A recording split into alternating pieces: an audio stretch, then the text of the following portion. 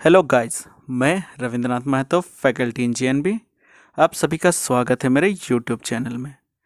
इससे पहले मैंने आपको जेएनवीटी 2023 के नोटिफिकेशन के बारे में बताया था।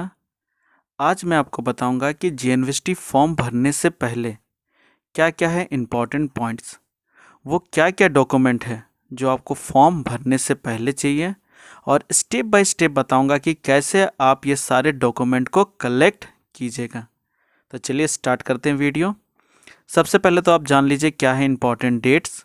तो लास्ट डेट है फॉर्म अप्लाई करने का 31 जनवरी 2023। ऐसे तो एनवीएस हर साल लास्ट में डेट को बढ़ाती है, पर आप लास्ट डेट का वेट ना करें और जल्द से जल्द फॉर्म को फिल कर दें। सेकेंड इम्पॉर्टेंट डेट्स है एग्ज़ाम डेट्स, जो है 29 अप्रैल 2023। इसके बाद जो इम्पॉर्टेंट पॉइंट है वो ये है कि अगर विद्यार्थी ने पिछले वर्ष जेएनवीटी का फॉर्म भरा था तो वो इस वर्ष फॉर्म अप्लाई नहीं कर सकता है। एक कैंडिडेट को केवल एक ही बार जेएनवीटी के लिए आवेदन करने की अनुमति है। अगर वो फिर से इस वर्ष भी फॉर्म अप्लाई करता है तो उसकी उम्मीदवारी को खारिज कर दिया जाएगा और रिजेक्शन के संबंध में एसएमएस भी आपको रजिस्टर्ड मोबाइल में भेज दिया जाएगा। तो ऐसी गलती ना करें। अगर पिछले वर्ष आपका जेएनवीटी में सिलेक्शन नहीं हुआ था या फिर आपने एडमिशन नहीं लिया था तो कृपया कर इस बार फॉर्म अप्लाई ना करें, वरना आपका फॉर्म रिजेक्ट कर दिया जाएगा। नेक्स्ट इम्पॉर्टेंट पॉइंट है आवेदन प्रक्रिया का केवल एक ही चरण है, यानी कि आप जो ऑनलाइन आवेदन करेंगे वो पूरी तरह से एक चरण सिंगल स्टेज में होगा, जिसके लिए आपको कुछ इम्पॉर्टेंट डॉक्यूमेंट की ज़रूरत पड़ेगी। तो सबसे पहले आप ये सारे डॉक्यूमेंट को कलेक्ट कर लेंगे और उसके बाद ही फॉर्म भरना शुरू करेंगे। ऐसा नहीं कि पहले फॉर्म भरना स्टार्ट कर दिए और आपके पास डॉक्यूमेंट ही नहीं है तो फिर आप उसे छोड़कर डॉक्यूमेंट को कलेक्ट करने भागिएगा। तो ऐसी परेशानी से बचने के लिए सबसे पहले आप वो सारे डॉक्यूमेंट को कलेक्ट कीजिएगा, एक जगह उसे जमा कर लीजिएगा और उसके बाद ही उस फॉर्म को भरना शुरू कीजिएगा। तो चलिए देखते हैं क्या क्या है इम्पॉर्टेंट डॉक्यूमेंट्स। सबसे पहला डॉक्यूमेंट है आपका हस्ताक्षर, कैंडिडेट का सिग्नेचर, जो कि जेपीजी फॉर्मेट में होना चाहिए और इसका साइज 10 to 100 KB में होना चाहिए। अगर साइज कम या ज़्यादा हुआ तो फिर आपका सिग्नेचर अपलोड नहीं होगा। तो याद रखिए आपको साइज 10 to 100 KB के बीच में ही रखना है। सेकेंड इम्पॉर्टेंट पॉइंट है आपके पेरेंट्स का सिग्नेचर, आपके माता या पिता में से किसी एक का हस्ताक्षर। अगर वो हस्ताक्षर नहीं करते हैं तो फिर अंगूठे का निशान लगाना होगा। इस इमेज का भी आप जेपीजी फॉर्मेट में रखिएगा और साइज 10 to 100 KB का ही होना चाहिए। थर्ड इम्पॉर्टेंट पॉइंट है आपका फ़ोटो। याद रखिएगा आपका फ़ोटो ज़्यादा पुराना नहीं होना चाहिए, वो लेटेस्ट अपडेट होना चाहिए और इसका साइज फिर से 10 to 100 KB होगा और फॉर्मेट भी जेपीजी के फॉर्म में होगा। चौथा इम्पॉर्टेंट पॉइंट्स है कि आपके द्वारा हस्ताक्षरित और आपके माता पिता द्वारा हस्ताक्षरित फॉर्म जो कि हेडमास्टर द्वारा सत्यापित किया गया हो और उसका साइज 50 से 300 KB के बीच में हो। ये जो फॉर्म है ये फॉर्म होगा आपका स्टडी सर्टिफिकेट फॉर्म। तो इस स्टडी सर्टिफिकेट फॉर्म को आप साइन कीजिएगा, आपका पेरेंट्स भी साइन करेंगे और आपका हेडमास्टर, स्कूल के जो हेडमास्टर है वो सिग्नेचर करेंगे और अपना सील और मुहर उसमें लगाएंगे। नेक्स्ट है, अगर कैंडिडेट के पास कोई आधार कार्ड नहीं है, जो बच्चा फॉर्म भरना चाह रहा है अगर उसका आधार कार्ड अभी तक नहीं बना है तो उसके पेरेंट्स, माता या पिता में से किसी एक का रेसिडेंशियल सर्टिफिकेट, निवास प्रमाण पत्र, जो कि किसी सरकारी प्राधिकारी द्वारा जारी किया गया हो। अगर ये डॉक्यूमेंट आपका रेसिडेंशियल सर्टिफिकेट माता या पिता का है तो फिर आपका आधार कार्ड का ज़रूरत नहीं है। ऐसे बहुत सारे बच्चे होंगे जिनका आधार कार्ड नहीं होगा, तो घबराने की कोई बात नहीं है। आपके पेरेंट्स का रेसिडेंशियल सर्टिफिकेट से भी आप फॉर्म भर सकते हैं। तो ये तो हो गया इम्पॉर्टेंट डॉक्यूमेंट। अब आपको क्या करना है, सबसे पहले आप डाउनलोड कीजिएगा स्टडी सर्टिफिकेट अध्ययन प्रमाण पत्र, जिसका लिंक मैंने डिस्क्रिप्शन में दिया हुआ है। आप वहाँ से जाके इसे डाउनलोड कर लीजिए और इसका प्रिंट आउट निकाल लीजिए। स्टडी सर्टिफिकेट को भरना काफ़ी आसान है। इसमें सबसे पहले आपको अपना नाम लिखना है, फिर आपके विद्यालय का नाम लिखना है और उसके बाद तीसरे फिल इन द ब्लैंक्स में फिर से आपको अपना नाम लिखना है, लेकिन इस बार आपको ब्लॉक लेटर में यानी कैपिटल लेटर में अपना नाम लिखना है। इसके बाद आपके पिता का नाम, उसके बाद आपके माता का पूरा नाम, और ये माता और पिता का जो पूरा नाम आप लिखिएगा ये भी कैपिटल लेटर में ही होंगे। अगर माता पिता नहीं है तो फिर गार्जियन का नेम, और साथ ही साथ आपको उनके साथ जो रिलेशन है उस रिलेशन को भी लिखना होगा कि वो आपके क्या है। इसके बाद है आपका डेट ऑफ बर्थ, जो कि बॉक्स के अंदर फिगर में लिखना है। फॉर एग्ज़ाम्पल अगर आपका डेट ऑफ बर्थ है 13 मई 2012 तो आपको लिखना होगा 13/05/2012, और फिल इन द ब्लैंक्स जो है उसमें आपको वर्ड में लिखना है 13 मई 2012। इसके बाद जो आपका जेंडर है वो नीचे दिए गए बॉक्स में टिक मार्क लगाना है, जो भी आपका जेंडर है, और ये टिक मार्क बॉक्स के अंदर ही होना चाहिए। फिर आपको अपना कैटेगरी सेलेक्ट करना है, और जो भी आपका कैटेगरी है उसमें भी उसके नीचे आपको बॉक्स के अंदर टिक मार्क लगाना है। इसके बाद आपको सेलेक्ट करना है आपका डिसेबिलिटी, कि आप किस कैटेगरी में हैं। अगर आप डिसेबल नहीं हैं तो इस जगह को खाली छोड़ दें। फिर आपको अपना 12 डिजिट का आधार नंबर लिखना है। अगर आधार कार्ड नहीं है तो फिर से इस जगह को खाली छोड़ दें। इसके बाद आपका एड्रेस, जगह कम होने के कारण आप थोड़ा छोटा छोटा करके लिखिएगा, और फिर उसी लाइन में आपका मोबाइल नंबर भी देना है। ध्यान रखिएगा आपका जो मोबाइल नंबर होगा वो सिर्फ आप अपना पर्सनल मोबाइल नंबर ही देंगे, आपका या फिर आपके पेरेंट्स का, क्योंकि सारे इम्पॉर्टेंट मैसेज आपके मोबाइल में ही आएगा, जैसे OTP हो गया, एडमिट कार्ड हो गया, एनी नोटिफिकेशन, रिज़ल्ट, जो भी इंफॉर्मेशन आपको देना है वो सब आपके मोबाइल नंबर में ही भेजा जाएगा। इसलिए सिर्फ और सिर्फ अपना या फिर पेरेंट्स का ही मोबाइल नंबर दें। इसके बाद आपको भरना है आपका ईमेल आईडी। आपका जो ईमेल आईडी है वो वैलिड ईमेल आईडी ही भरिएगा और अपना ही भरिएगा, क्योंकि मोबाइल नंबर के बाद आपका सारा इन्फॉर्मेशन आपके ईमेल आईडी में भेजा जाएगा। तो अगर आप गलत ईमेल आईडी दे देते हैं तो फिर आपका जो इन्फॉर्मेशन है वो आप तक नहीं पहुंच पाएगा। इसलिए फ़ोन नंबर और ईमेल आईडी सही भरिएगा और अपना ही भरिएगा।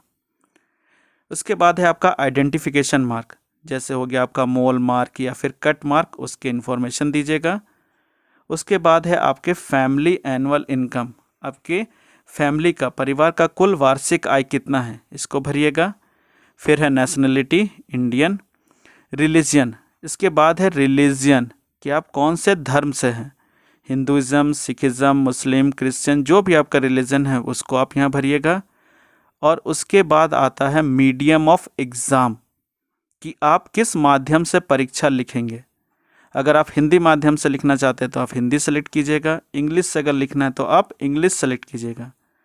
और स्टेट वाइज ये जो भाषा है ये भी चेंज होता जाएगा। कुछ स्टेट के लिए जैसे आप फॉर्म फिलअप कीजिएगा, आप अपना स्टेट को सेलेक्ट कीजिएगा तो ऑटोमेटिकली आपके स्टेट में जो जो भाषाएं हैं वो आ जाएगा, और उसमें से आपको कोई एक लैंग्वेज को सिलेक्ट करना है। मैंने कुछ लैंग्वेज का लिस्ट दिया हुआ है, ये प्रोस्पेक्टस में भी दिया हुआ है, आप चाहे तो इसका स्क्रीनशॉट ले लीजिए और लैंग्वेज को सिलेक्ट कर लीजिए कि कौन से लैंग्वेज में आपको फॉर्म फिल करना है। अब लास्ट में आपको भरना है आपका क्लास 3, 4, 5 का डिटेल्स। फर्स्ट लाइन में आप लिखिएगा आपके विद्यालय का नाम और उसका प्लेस। फॉर एग्ज़ाम्पल अगर आपका विद्यालय का नाम काफ़ी बड़ा है तो आप उसे शॉर्ट कर दीजिएगा, जैसे गवर्नमेंट मिडिल स्कूल है तो शॉर्ट में GMS कर दीजिएगा, और उस प्लेस का नाम जहां वो विद्यालय है। सेकेंड लाइन में आप स्कूल का लोकेशन को सेलेक्ट कीजिएगा, कि वो ग्रामीण है या फिर शहरी क्षेत्र का है। अगर ग्रामीण है तो रूरल सेलेक्ट कीजिएगा और शहरी क्षेत्र है तो अर्बन लिखिएगा। थर्ड लाइन में आपको month and year of joining class 3, 4 and 5 भरना है कि कौन से महीने में आपका एडमिशन हुआ था क्लास 3, 4 और 5, साथ ही साल को भी लिखना है। नेक्स्ट है फोर्थ लाइन में फिर से आपको month and year of passing लिखना है 3 एंड 4 का। क्लास 3 और 4 में आप कब पास किए थे वो साल और महीना। क्लास 5 वाले बॉक्स में ध्यान दीजिएगा, क्लास 5 वाले बॉक्स को आप या तो खाली छोड़ देंगे या फिर वो एक्सपेक्टेड मंथ और ईयर लिखेंगे जब आप पास हो जाइएगा। नेक्स्ट फिफ्थ लाइन में आपका स्कूल का ब्लॉक सेलेक्ट करना है कि किस ब्लॉक में आपका स्कूल है। नेक्स्ट सिक्स्थ लाइन में आपको अपने स्कूल का डिस्ट्रिक्ट सेलेक्ट करना है कि कौन से डिस्ट्रिक्ट में आपका स्कूल है।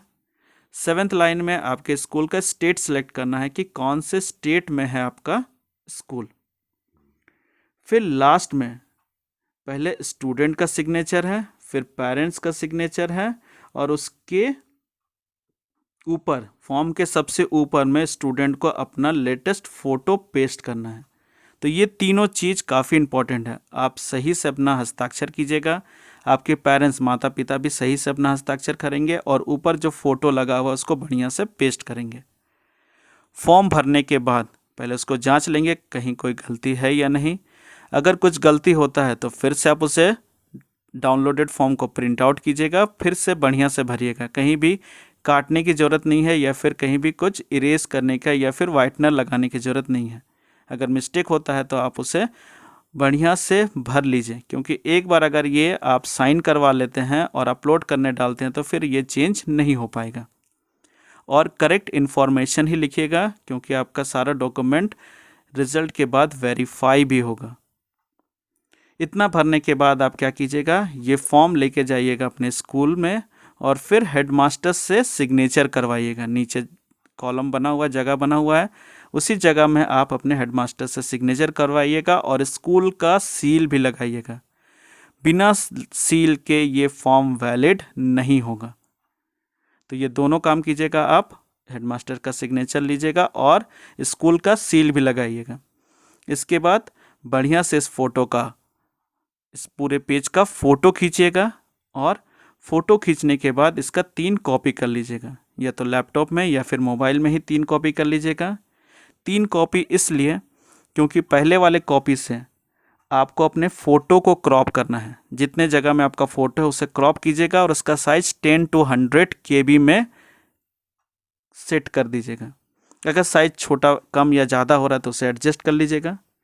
सेकंड जो कॉपी किए थे आप, उसमें आप अपने पेरेंट्स के सिग्नेचर को क्रॉप कीजिएगा, उसका भी साइज अगेन 10 to 100 KB के बीच में होना चाहिए। और तीसरा जो डॉक्यूमेंट आपने कॉपी किया था उसमें से आप अपना सिग्नेचर को कॉपी कर लीजिएगा। तो आपका फ़ोटो, आपका सिग्नेचर और पेरेंट्स का सिग्नेचर, ये तीनों चीज़ को आप क्रॉप करके कलेक्ट कर लीजिएगा और जो चौथा वो आपका अपना फॉर्म हो जाएगा। तो ये चारों डॉक्यूमेंट को आप एक जगह सेव कर लीजिएगा, एक जगह रख लीजिएगा। अगर आपके पास आधार कार्ड नहीं है तो फिर आपको 5th डॉक्यूमेंट की ज़रूरत पड़ेगी, जो होगा आपके पेरेंट्स का रेसिडेंशियल सर्टिफिकेट।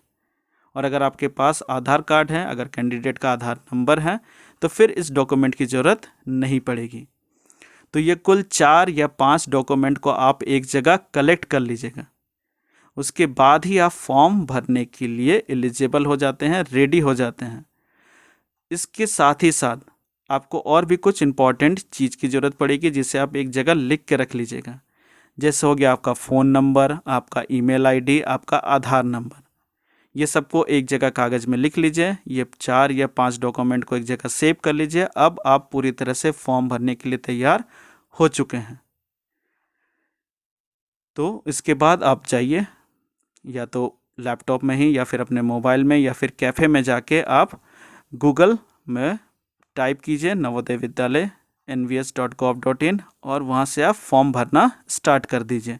या फिर मैंने डिस्क्रिप्शन में लिंक भी दिया हुआ है, आप जैसे लिंक को क्लिक कीजिएगा आप डायरेक्ट उस पेज में पहुँच जाइएगा जहाँ से आपको फॉर्म फिल करना है। तो याद रखिए, पहले आप ये सारे डॉक्यूमेंट को कलेक्ट कर लीजिए। मैंने प्रोसेस बता दिया कैसे क्या करना है।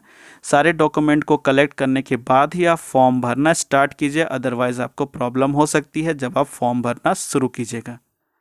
आई होप आपको वीडियो अच्छा लगा होगा और आपको बहुत अच्छे तरीके से जानकारी मिल गया होगा कि कैसे तैयार करें अपना सारा डॉक्यूमेंट फॉर्म भरने से पहले। अगर आपको वीडियो अच्छा लगा हो तो सब्सक्राइब, लाइक और शेयर ज़रूर कर दें। Thank you.